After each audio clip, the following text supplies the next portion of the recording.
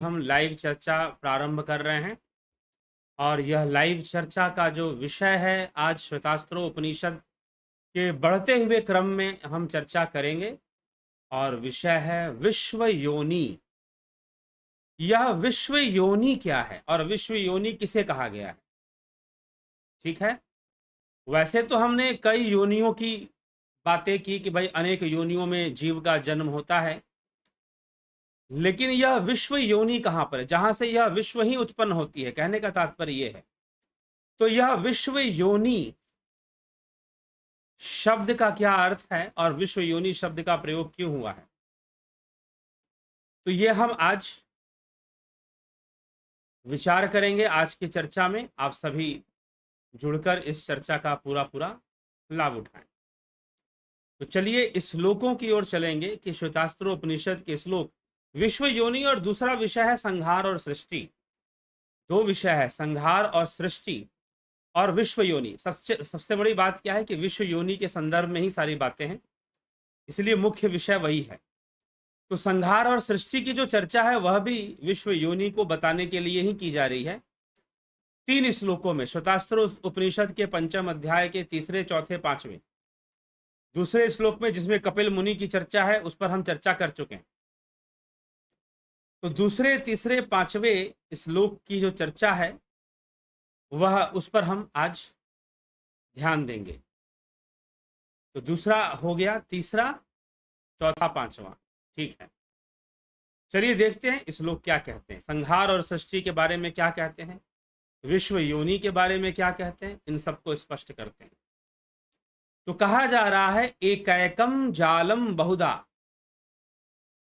विकुर्व, एकैकम जालम बहुधा विकुर्व नस्मिन् क्षेत्रे सहर सन हरतेश देवः भूयः सृष्ट्वा पतयस्तथेशः सर्वाधिपत्यम कुरुते महात्मा।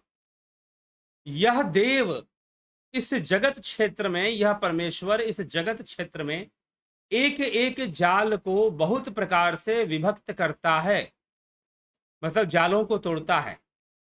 जाल, ये जाल कौन सा जाल है पहले ये समझना है। यह जाल है 24 तत्वों का जाल। प्रकृति के जो 24 तत्व हैं, बुद्धि, अहंकार, मन, ठीक है, पंच ज्ञानेन्द्रियां, पंच कर्मेंद्रियां, पंच तन्मात्राएं, ठीक, पंचभूत, तो ये जितने भी हैं, ये जितने भी हैं, ये क्या है? मन, बुद्धि, चित्त, अहंकार के साथ ये सारी चीजें आ जाती हैं। तो इन सब का जाल है, पंचभूत हो गए। अब इस शरीर क्या है? देखिए पंचभूतों का जाल ही तो है, और क्या है? तो इन सब का जाल बुना हुआ है 24 तत्वों का। प्रकृति के 24 तत्व जो हैं उनका जाल बुना हुआ है, ये यहां पर कहने का तात्पर्य है। तो यह जो जाल है, इन जालों को क्या करता है? वह परमेश्वर विभक्त करता है, बहुत प्रकार से विभक्त करके संहार करता है। प्रलय काल में जालों को तोड़ता है और जीव को मुक्त करता है। यह उस परमेश्वर का कार्य है, उस परमात्मा का कार्य है। तो विभक्त करने की बात, एक होती है भक्ति और एक होती है विभक्ति। तो भक्ति का अर्थ क्या है? जुड़ना। और विभक्ति का अर्थ क्या है? टूट जाना, अलग हो जाना। तो भक्ति और विभक्ति की चर्चा है यहां पर, तो हमें इसको भी साथ में समझ लेना है। तो इसीलिए यहां पर विभक्त मतलब तोड़ने का काम करता है, संहार करता है। एक एक जाल को बहुत प्रकार से विभक्त करके संहार कर देता है। महामना ईशः, वह ईश्वर पुनः पहले की भांति सबकी सृष्टि भी करता है और लोकपालों की रचना करके सब पर आधिपत्य करता है, अपना अधिकार चलाता है। तो देखिए, पहले इसमें कई बार बताया जाता है कि सृष्टि हुई है तो प्रलय होगा, लेकिन यहां पर बताया जा रहा है कि पहले संहार भी करता है और फिर वो सृष्टि भी करता है। तो संहार इन जालों का, ये जो प्रकृति के 24 तत्वों से जो जाल बने हुए हैं, जिससे कि मन बुद्धि चित्त अहंकार पंचभूत पंच तन मात्राएं पंच ज्ञानेंद्रियां पंच कर्म इंद्रियां इन सब का जाल बुना हुआ है। वो इन सब जालों को तोड़कर जीव का कल्याण करता है, मोक्ष देता है, मुक्ति भी करता है, और नहीं तो फिर सृष्टि भी करता है। इसके बाद कर देने के संहार के बाद वो सृष्टि भी करेगा। तो प्रलय काल में उसने संहार किया और फिर सृष्टि भी की। तो वैसे सृष्टि और प्रलय निरंतर ही चल रहे हैं, संहार और सृष्टि की प्रक्रिया लगभग चल ही रही है। तो इसीलिए ये ईश्वर का जो ये कार्य है, परमेश्वर का ये कार्य चलता ही रहता है। और ये सब कहाँ होता है, आगे देखें। इन सब पर वो अध्यात्म अपना सर्वाधिपत्यम कुरुते महात्मा, सर्वाधिपत्यम पतयः सृष्टवा सर्वाधिपत्यम कुरुते महात्मा, अर्थात कि जो सब पर आधिपत्य भी अपना चलाता है। फिर कहते हैं सर्वादिशा ऊर्ध्व मदश्च त्रियक प्रकाश यन भ्राजते यद्वंड वाना एवं सदेवो भगवान वरेण्यो योनि स्वभावना अधितिष्ठतेक। अर्थात जिस प्रकार सूर्य समस्त दिशाओं को ऊपर नीचे इधर उधर हर ओर से प्रकाशित करता हुआ दैदीप्यमान होता है, उसी प्रकार यह परमात्मा भी स्वामी बनने के योग्य सर्वश्रेष्ठ परमदेव परमेश्वर अकेला ही योनि स्वभावान अधितिष्ठति, समस्त कारण रूप अपनी शक्तियों पर आधिपत्य करता है। मतलब किस रूप में आधिपत्य करता है, कारण रूप में आधिपत्य करता है। उसका अधिकार सभी वस्तुओं पर, सभी तत्वों पर किस रूप में चलता है, तो बता रहे हैं कि कारण रूप में चलता है। इसलिए योनि शब्द का एक अर्थ कारण भी है। ठीक, तो यह संपूर्ण, जैसे कि सूर्य दशों दिशाओं को प्रकाशित करता है दिन में, वैसे ही वो ईश्वर, वो परमेश्वर, स्वामी बनने के योग्य परमदेव परमेश्वर अकेला ही समस्त कारण रूप अपनी शक्तियों पर आधिपत्य करता है। ये समझाने का प्रयास है। फिर कहते हैं यच्च स्वभावम पचति विश्व योनि। अब यहां पर विश्व योनि शब्द आ गया। यच्च स्वभावम पचति विश्व योनि पाच्यांश सर्वान परिणाम येदयः सर्वमेतद विश्वमधितिष्ठत्येको गुणाश्च सर्वान विनियोजयेदयः। जो सब परम, अब विश्व योनि यहां पर क्यों कहा जा रहा है, विश्व की योनि क्या है, ब्रह्म ही विश्व की योनि है। इस विश्व का आश्रय कहां पर है, श्री कृष्ण भगवान ने कहा कि महत ब्रह्म योनि, महत ब्रह्म योनि शब्द का प्रयोग उन्होंने किया है। तो गीता, श्रीमद् भगवद गीता में तो ब्रह्म ही इस विश्व की योनि है। तो ब्रह्म में ही संपूर्ण विश्व का वास है और उस ब्रह्म में ही संपूर्ण विश्व निकला है। इसीलिए यहां पर ब्रह्म को ही विश्व योनि शब्द से बताया जा रहा है। ब्रह्म को ही बताया जा रहा है विश्व योनि शब्द से। क्या कहते हैं कि जो सबका परम कारण विश्व योनि है और समस्त तत्वों की शक्ति रूप स्वभाव को संकल्प तप से तथा जो समस्त पकाए जाने वाले, मतलब संकल्प तप से उसको पकाता है, विश्व को, समस्त तत्वों को, पकाए जाने वाले पदार्थों को, पाच्यान पकाए जाने वाले पदार्थों को परिणाम ये नाना रूप में परिवर्तित करता है, जो अकेले ही समस्त गुणों का जीवों के साथ यथा योग्य संयोग कराता है तथा इस समस्त विश्व पर शासन करता है। देखिए कितनी रहस्यमयी बात है।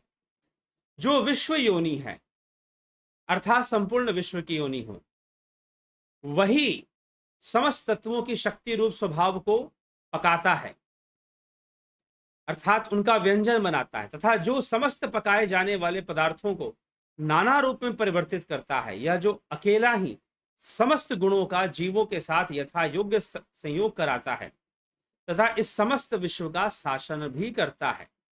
तो समस्त तत्वों का योग कराने वाला वही है, वह ब्रह्म ही है। सभी तत्वों को पकाने वाला भी वही है, नाना रूप में परिवर्तित करने वाला भी वही है। परिणाम ये जो अकेले समस्त गुणों का जीवों के साथ यथा योग्य संयोग कराता है तथा गुणों का जीवों के साथ, तरह तरह के जीवों के अंदर जो गुण आ रहे हैं, अनेक अनेक तत्वों के कारण, तमोगुण, रजोगुण, सतोगुण, तो उसके अंदर जो गुण हावी हो रहे हैं उनका संयोग भी वही कराता है। इसीलिए विश्व अधितिष्ठति, विश्व का शासन करता है। सर्वम विश्व अधितिष्ठति, संपूर्ण विश्व का वो शासन ही कर रहा होता है। तो ये हमें यहां पर विश्व योनि कहने का तात्पर्य मूल कारण है। जो संपूर्ण जगत का मूल कारण है वही तो विश्व योनि है।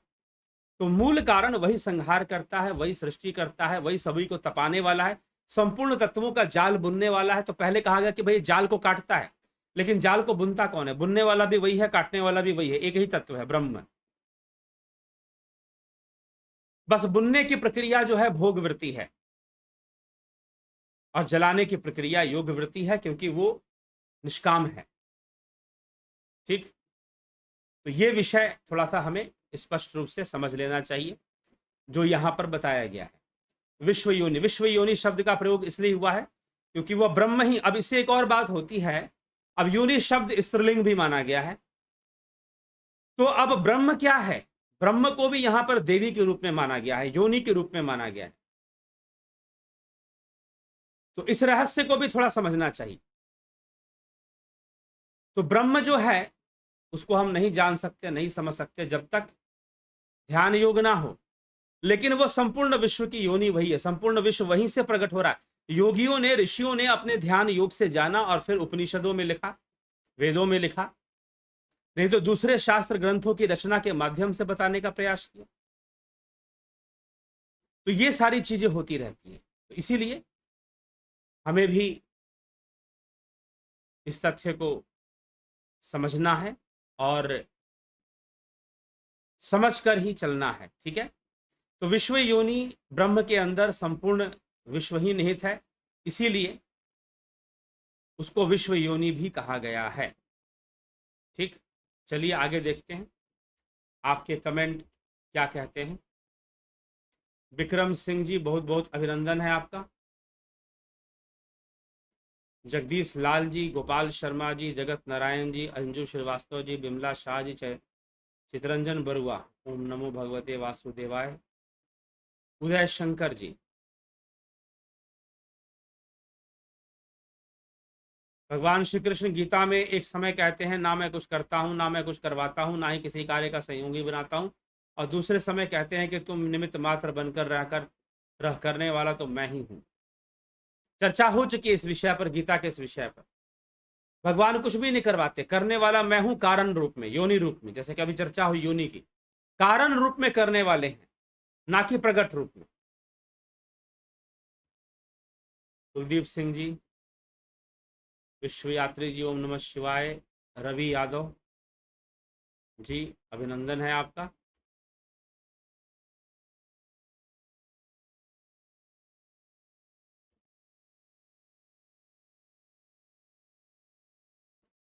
तो हमें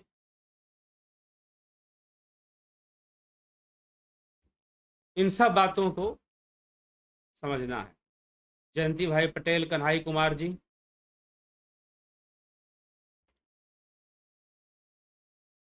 ज्योति दत्ता जी, ओम नमः शिवाय। इंद्रजीत जी, ओम नमः शिवाय, नमो भगवते वासुदेवाय। पंकज रघुवंशी, गुरु जी धन्यवाद। सरस्वती जी, मोक्ष की एक कल्प तक की कहाँ है? पता नहीं कौन से कल्प की बात कर रहे हैं। वेदों में नाम है, वेदों में सरस्वती जी का नाम आता है, यजुर्वेद के अंदर भी है, बाकी वेदों में देवी के रूप में सरस्वती जी का नाम है।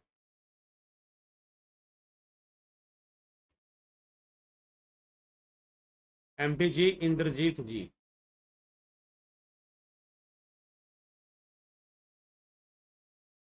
भीम सिंह मीना जी, जय श्री कृष्ण जी, रामनिवास मीना जी, जोगिंद्र पंडित जी, जय श्री राम। पिंटू वासवा जी, हरिओम तत्सत। चंद्रेश्वर पांडे जी, उमेश चोपड़ा जी, पंच मिशाली जी, गंभीर शाह जी, एस के मिनहास जी, सादर प्रणाम। भूप सिंह खिचर, राम राम। रजनीश बर्फानी, ओम तत्सत। रमेश चाहत, सरोज कृष्णानी, आरगह लाल चौहान, उषा श्रीवास्तव जी, राजू पाल जी, सुंदर वर्मा जी। ब्रह्म ज्ञान के रहस्य को धारा प्रवाह सरल और सहज रूप में स्पष्ट रूप से समझाने के लिए धन्यवाद। आपका भी धन्यवाद सुनने के लिए और अपना समय देने के लिए समझने में। प्रेमपाल कुमार जी,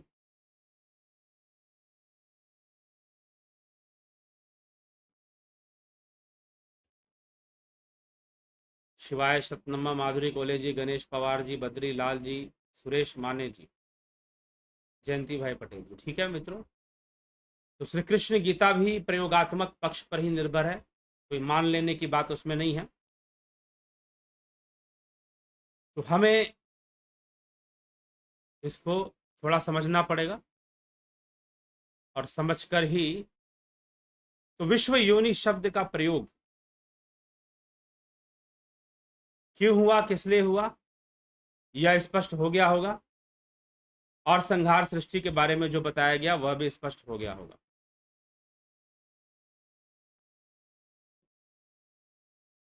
तो मित्रों, इसी के साथ आज की चर्चा को यहां विराम देते हैं। कल फिर जो है हम 9 बजे कोई विशेष चर्चा लेकर यहां उपस्थित होंगे और उस चर्चा को आगे बढ़ाएंगे। निश्चय ही आप सभी चर्चा से जुड़कर इसका पूरा पूरा लाभ उठाएं। तो बहुत बहुत आभार आप सभी का इस चर्चा में भाग लेने के लिए और चर्चा को आगे बढ़ाने के लिए। आप भी प्रत्येक दिवस अवश्य चर्चा में भाग लें और इसको आगे भी बढ़ाएं। इसी के साथ विराम देंगे आज की सभा को।